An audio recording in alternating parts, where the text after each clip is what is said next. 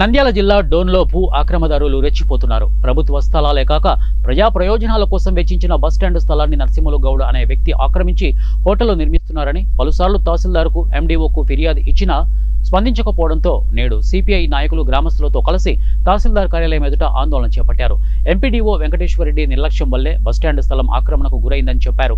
తక్షణమే ఆక్రమణ నిర్మాణాన్ని తొలగించి బస్టాండ్ నిర్మించాలని తహసీల్దార్ నాగమణికి వినతి పత్రం అందించారు. లేని పక్షంలో ఆందోళన మరింత ఉధృతం చేస్తామని హెచ్చరించారు.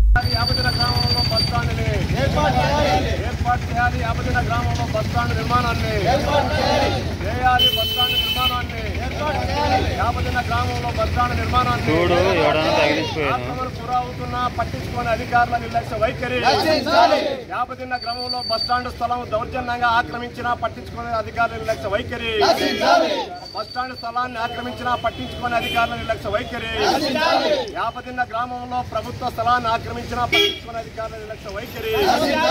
యాపదిన్న గ్రామంలో బస్టాండ్ స్థలాన్ని ఆక్రమించిన పట్టించుకునే అధికారులు. యాపదిన్న గ్రామంలో బస్టాండ్ స్థలాన్ని దౌర్జన్యం